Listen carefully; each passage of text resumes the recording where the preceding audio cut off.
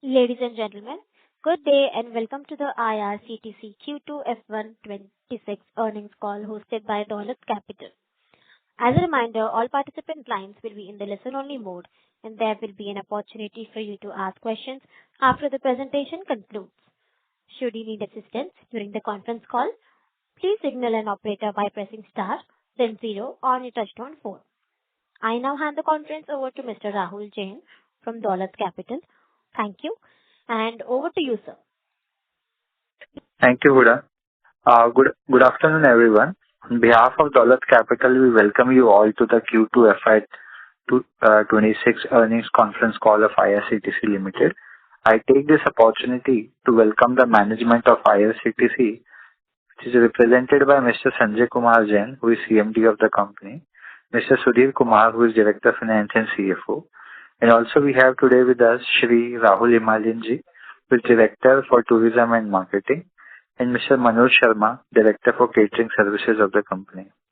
And now I would like to hand the conference over to IRCTC management to take the proceeding forward. Over to you, please, Sanjay ji. Thank you, Rahul ji. Good afternoon, everyone, and a warm welcome to the IRCTC Limited earning call for the quarter ended September 30, 2025. The company announced its financial results for the second quarter of financial year 25-26 yesterday, and the same have been filed with both stock exchanges. I will begin with a brief overview of our quarterly performance, after which our Director of Finance and CFO, Mr. Sudhir Kumar, will take you through the detailed financial and segment-wise analysis. We will then open the floor for questions. We are pleased to share that Q2 FY26 has been a stable and profitable quarter for IRCTC, underscoring our strong operational fundamentals and sustained business momentum.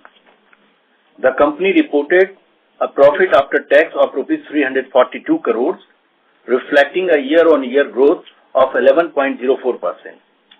This growth was primarily driven by robust performance in our internet ticketing, catering and tourism segment, supported by operational efficiency and disciplined cost management. EBITDA for the quarter stood at 404 crore rupees, an increase of 8.31% year-on-year, with an EBITDA margin of 35.25% compared to 35.05% in Q2 FY25. The improvement in margins demonstrates our continued focus on cost optimization, operational excellence, and revenue diversification. Revenue from operations for Q2 FY26 stood at rupees 1,146 crore, up by 7.71% from 1,064 crore rupees in the corresponding quarter of the previous year. This growth was broad-based across all business segments, reflecting steady demand recovery and our ongoing efforts to enhance service delivery and digital capability. We believe that IRCTC's consistent performance reflects its resilient business model, strong brand equity, and customer-centric approach. Our strategy remains focused on strengthening our digital ecosystem and expanding new age offerings, enhancing operational efficiency across business verticals, leveraging technology for better customer experience and scalability, and exploring emerging opportunities in tourism, hospitality, and value-added services. Looking ahead, we remain confident of sustaining our business growth trajectory in the coming quarters, supported by our strong financial strength, efficient operations, and commitment to delivering long-term value for all stakeholders. Thank you very much. I will now hand over the call to Mr. Sudhir Kumar, Director of Finance and CFO, for a detailed discussion on our financial and segmental performance. Thank you. Good afternoon, ladies and gentlemen. I hope you and your families are in good health and high spirits. I am pleased to share with you a brief overview of IRCTC's financial and operational performance for the second quarter of financial year 2025-26, along with a comparison on a year-on-year basis. This will be followed by question and answer session. During the quarter, profit after tax stood at 342 crores, reflecting a year-on-year growth of 11%. Our total revenue for the quarter stood at 1,209 crores, which is 7.5% more than corresponding period of previous year. EBITDA for the quarter rose to 404 crores, a 8.31% year-on-year increase. EBITDA margin also improved to 35.25% in comparison to 35.05% previous year. Improvement of EBITDA demonstrates IRCTC's successful cost management and operation efficiency. Now I come to segment-wise highlights. Internet ticketing. Internet ticketing segment continues to be a strong revenue and profit driver for the company. Revenue from this segment stood at 386 crores, marking a 4% growth on year-on-year basis. This growth clearly proves the IRCTC leadership in digital marketing. Currently, 89.24% of total reserved tickets of Indian Railways are booked through our online platform. This segment is the most profitable, with EBITDA margin of 85%, and it is compared to last year, it was 81%, and it clearly reflects our improvement in efficiency. Catering. Revenue from catering segment stood at 520 crores, showing a 8% increase on year-on-year basis. The EBITDA margin for this segment remained broadly stable at 13% compared to the same previous year. Catering continues to be a steady and dependable revenue stream with consistent growth potential. It is further supported by growing passenger volume and customer-centric service initiatives. Now I come to Rail Neer. Rail Neer segment reported revenue of 91 crores, representing a 4.6% growth on year-on-year basis. EBITDA margin of this segment remained stable at around 10%, similar to last year's same quarter, and reflecting sustained operational efficiency and strong brand acceptance. Now I come to tourism. The tourism segment has delivered a very robust performance with a revenue of 150 crores. It is 20.97% up year-on-year basis. This growth is particularly noteworthy given the temporary disruptions caused by geopolitical factors during this period. The EBITDA margin of this segment further improved to around 7%, as against a negative margin in the same quarter in previous year, reflecting successful cost rationalization efforts and better business mix. Overall, the second quarter performance reflects IRCTC resilience, strategic focus, and operational excellence. The company's diversified business model, strong digital backbone, and disciplined execution continue to position it well for sustained growth in coming quarters. Now I conclude my remarks. Now we will now open the floor for question and answer session, please. Thank you very much. We will now begin with the question and answer session. Anyone who wishes to ask a question may press star and one on their touchtone telephone. If you wish to remove yourself from the question queue, you may press star and two. Participants are requested to use handsets while asking a question. Ladies and gentlemen, we will wait for a moment while the question queue assembles. The first question is on the line of Sukrit Patel from iSight. Please go ahead. Good afternoon, team. I have two forward-looking questions. The first question is looking beyond the quarter numbers. What is the bigger plan for IRCTC? As digital platforms, tourism, and catering evolves, how are you planning to build a lasting edge? Beyond just ticketing growth or catering contracts, is there something deeper that the company is planning that will make your competitors hard to copy your model? Thank you. That's my first question. I'll ask the second question later on. Thank you, Mr. Patil. I am happy to tell you about our bigger picture. You see, we are already making our road for two major activities. One is our payment aggregator business. We have already got in principle approval from RBI on 4th of August, and we have been given some time to submit our proposal application for license, acquiring license finally. So that we will be able to submit, say, in the month of by the end of January, and the second and this business appears to me as a future, one of the future leading business for IRCTC. The other big plan for IRCTC is, besides its normal business, is unified travel portal. Here we are aspiring to give a travel solution through a unified portal, and by making this portal, we aspire to cross-sell the products to our existing customers and to the additional customers. So here we will improve our UI UX. We'll use AI/ML and agentic AI, and we will facilitate the passengers. Will make their experience very nice, and that's our plan. Thank you. My second question is in regards to margin and cost planning.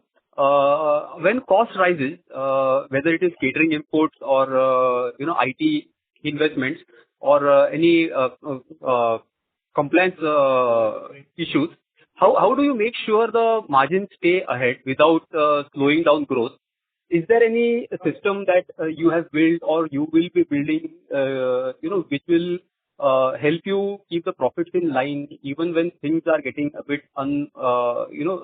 you cannot foresee certain things coming in the future? I want to hear your view on this. Thank you. You see, in that scenario, you have only two ways to do these things. First is you increase your price or you increase your volume. So we believe in increasing our volume because in most of the sectors we are known for our delivery at affordable prices. Be it our tourism product, be it our catering products, all our products are designed to gain from the volume and not from the hiking the price. Like we are selling at 15 rupees Rainleer, we are selling catering full meals at 80 rupees. So all these things are affordable prices and getting volume. Thank you very much. Thank you for the guidance, and I wish the entire team best of luck for Q3. Thank you. The next question is from the line of Jinesh Joshi from PL Capital. Please go ahead. Yeah, thanks for the opportunity. Sir, I believe prepaid catering is now available in the Amrit Bharat train. So was this 7% growth in catering that we saw attributable to that? And also if you can clarify whether all Amrit Bharat trains will operate on that prepaid model or not, and how many trains are we currently servicing right now?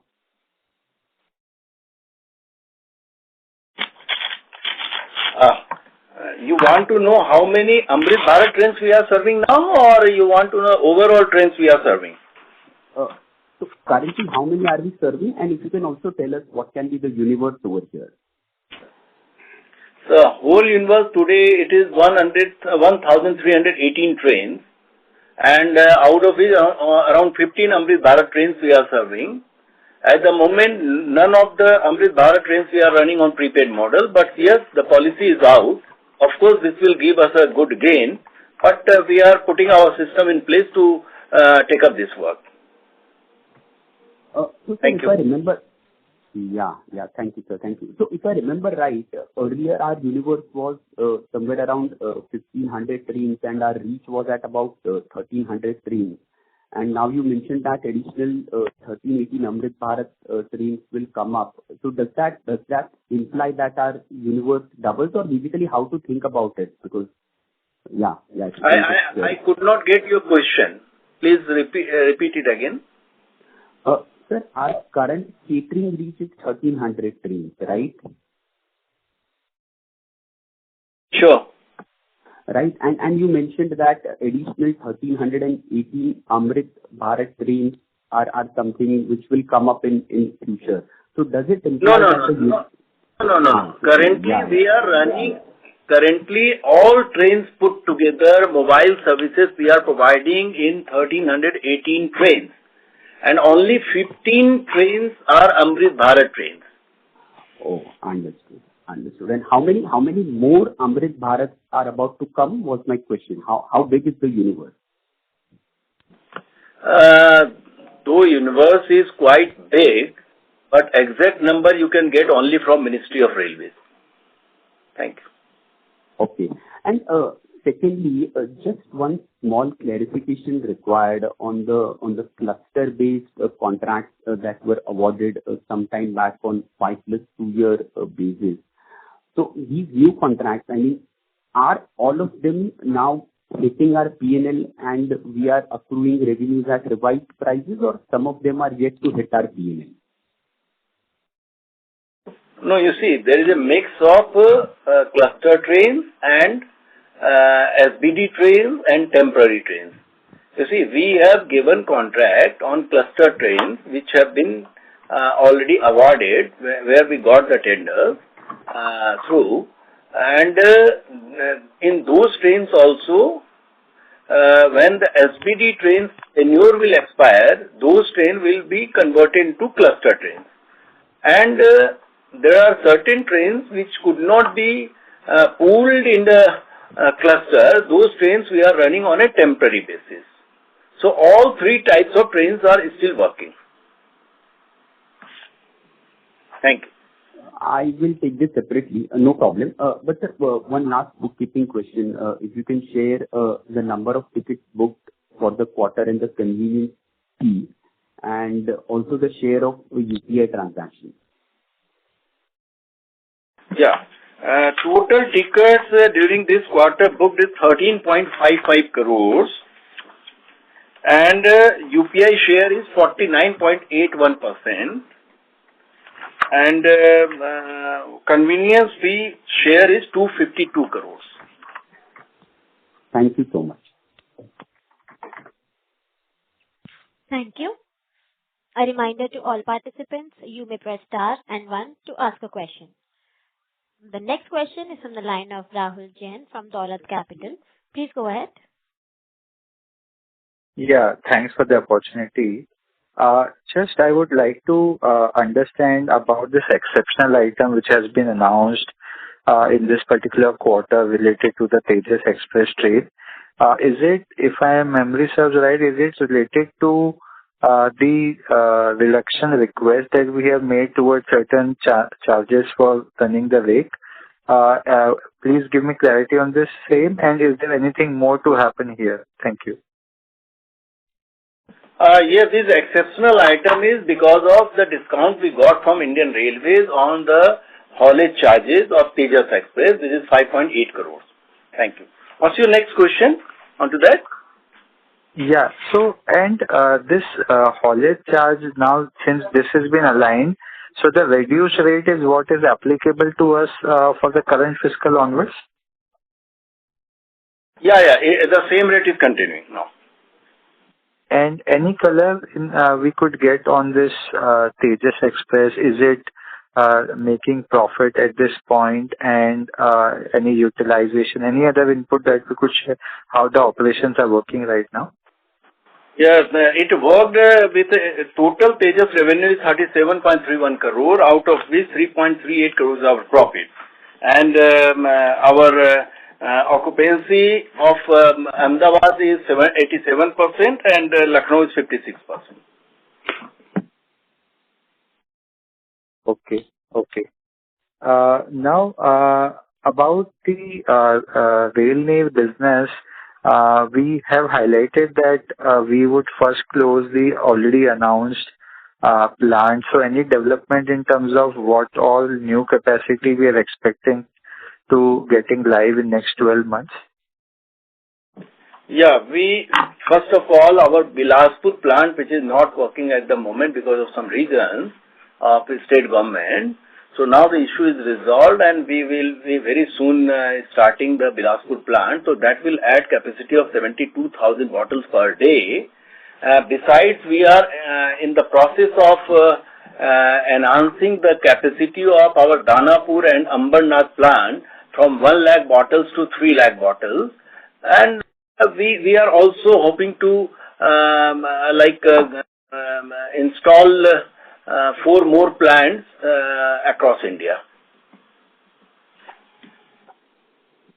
Is it safer to assume this brownfield capacity can come in next 12 months, but the 4 more plant might come probably in the next fiscal? Yeah. Sure. And on the tourism business, we keep innovating in terms of new revenue stream and opportunity. So is there any other thing that we are working right now, or any smaller initiative that has taken up scale within the tourism subsegments? I'm happy to inform you that we have started taking up MICE events, and recently we have done it for Indo-Asian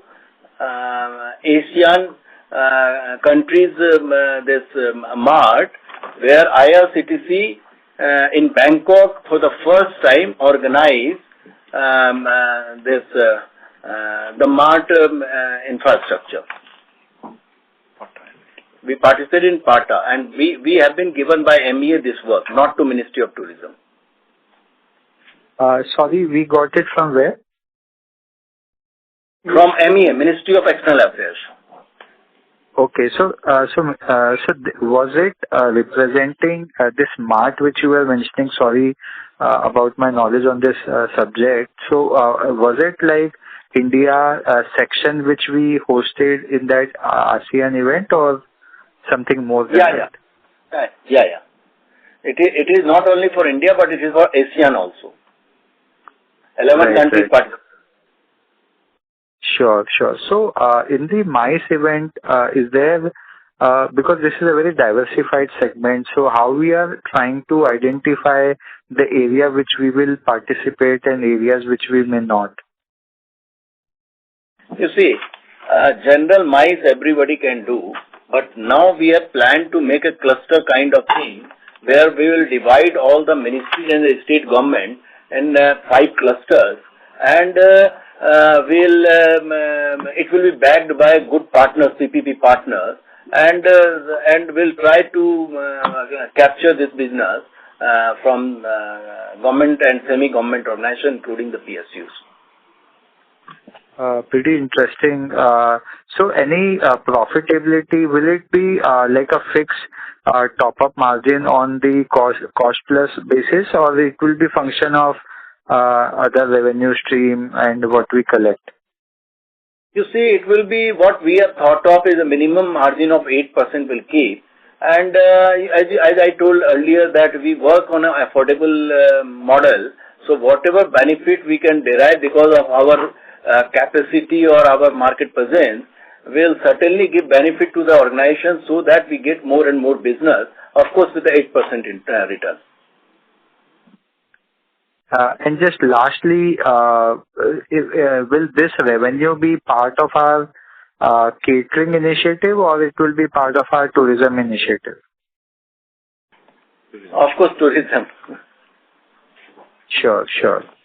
Thank you so much. I'll join back the queue, and congratulations on starting this new venture. Thank you. Thank you. The next question is from the line of Kartik Gada from Multiple Wealth. Please go ahead. Yeah, hi. Thank you for this opportunity. Am I audible? Yes, sir. Yes, Kartik, please go ahead. I had a question related to the balance sheet. So when I look at the 6-month revenue, it is at 2,300 crores. And when I compare this with the debtors are at 1,548 crores. So just wanted to understand the composition of debtors. Even when I look at the March numbers, the fiscal 25 numbers, the debtor days are coming at more than 100. So just wanted to understand which are the segments which are contributing to this, and what would be our strategy to bring down the debtor days? Yeah, mostly this is more than 80% with railways, which is our parent organization. It is basically that it's a continuous business going on. Every day there is a new bill coming in, and we are getting this money back also. So we monitor it in a better way. We are trying to use this automation also, where HST, because bill verification is a critical issue here. We have many trains which then runs, and TT of the train that verifies the that how many numbers are actually taken meals, and based on that verification we get the bill cleared. So there, what happens at the moment, all the major trains they are using HST. So we are in the process of linking this HST with our billing process. So once this is done, of course it will certainly help us in at least getting it verified quickly, and that much time we'll be able to save. So I am very hopeful to get it a better proportion. Okay. So would the major chunk of this debtors be coming from the catering segment? Would that be the fair understanding? Yeah, major catering. Okay. And this initiative which you mentioned, the automation initiative, is it possible to provide any timelines, say what kind of improvement we can say by end of this fiscal year or the next fiscal year, something of that sort? Yeah. It is already in the process. We'll first do it on a pilot basis, and if it is getting through, then we'll be going all out by the end of next financial year. Okay. Okay. My next question is related to the payment aggregator business. So thank you for the commentary in the initial remarks. So if it's possible, anything which you can share, what will be again the timeline after we get final approval from RBI? What would be the timeline, and what will be our strategies? How we plan to monetize this segment? You see, we are already into this cement business, but of course for our internal customer also only, and there we have a good sense and business sense of this particular business, and after 6 months, once we get the license, we are already in the process of putting our people right at the right place. We have already set up a subsidiary which will be looking into this business alone, and we have our business plan, how we'll go about it. But I can tell you that our business alone, presently we are doing with our iPay only 20% of the total transaction GMV value, which we have a scope of around 100%, going up to 100%. So something around 70,000 crore, whereas we are doing only 13,000 crore round business. This business already existing will tap that, and we have business plan which I don't want to discuss openly here. Otherwise, you know that it's a very competitive field, and you will get to know once we do it. Thank you. Okay. This last question on the internet ticketing segment. So now you mentioned that we have a very high share of almost 90% of Indian Railways online tickets booked. Again, depends on the ticketing growth from the railway side, but how we can get higher growths, because this quarter we are seeing 4% growth in the revenue. So again, how can we get higher growth in the internet ticketing revenue?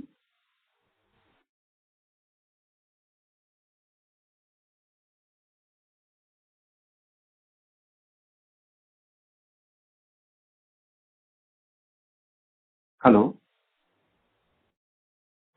Oh, sorry, I was on mute. We have two segments of business earning revenue in this particular IT revenue segment. One is convenience fee, which depends on the percentage of reserve ticketing IRCTC is doing online, and the other is non-convenience fee. So presently we have improved our non-convenience fee by 13%, and we are very hopeful to increase it further. So that's how we'll be able to manage and maintain our IT segment growth. Okay. Thank you so much, sir. Thank you so much for all the replies. Thank you. A reminder to all participants, you may press star and one to ask a question.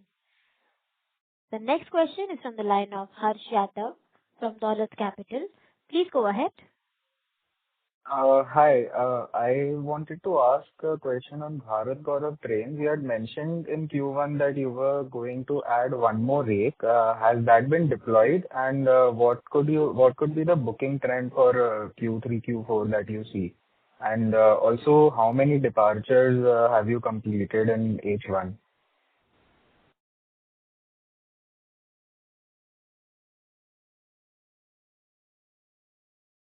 We have already got 9 coaches, and presently we have deployed these coaches in our regular trains, regular Bharat Gaurav trains, and we are doing good business of Bharat Gaurav train. You see, this year, this quarter, our tourism revenue has grown by 21%, and contribution of Bharat Gaurav train is quite a lot. Okay. If you could also provide some light on the booking pipeline for Maharaja Express, because you had mentioned 20% growth in Q1. Has that momentum sustained in Q2? I am happy to tell you that even for the next year, we have got quite handsome booking, and this year we'll be touching, I think, highest ever booking on Maharaja Express. Okay. And a question on this ABSS. You had mentioned in Q1 that station upgrades were impacting static units temporarily. Has that been resolved, or is this continuing? And how long do you think this impact would persist? No, this is still continuing because the stations are getting commissioned slowly, but they have been taken up simultaneously. But it will give us a very good business in the years to come. Okay. Just a few more questions. You had mentioned this IRCTC co-branded UPI credit card. Is there any update on this? Have you planned anything?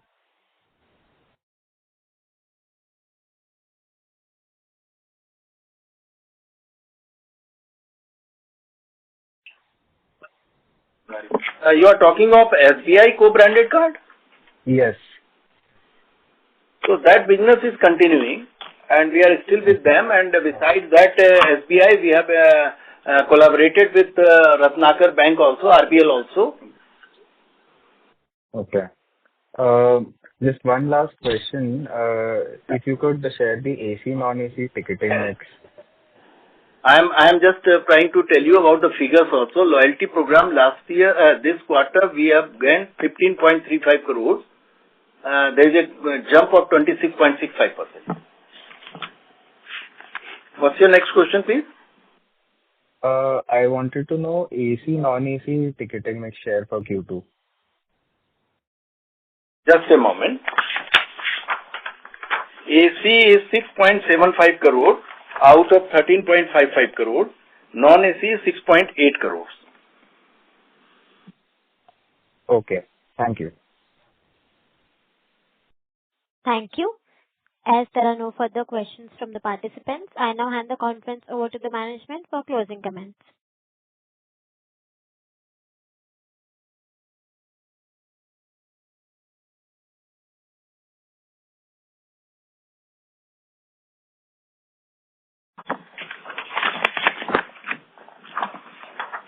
A very good evening to everyone. I am Rahul Himalayan, Director Tourism and Marketing, looking after the tourism and internet ticketing business. As you have seen that H1 as well as Q2 has shown us a robust growth of 7.71% from revenue for operations, and the EBITDA has been around 8.31% variation. With this, it has set the zeal and momentum in us to perform in Q3 and Q4 and make the financial year 2025-26 a remarkable and momentous year. Wishing you all the very best. Wishing us all the very best in this endeavor. Thank you. On behalf of Dolat Capital, that concludes the conference. Thank you for joining us, and you may now disconnect your lines. Thank you. Thank you.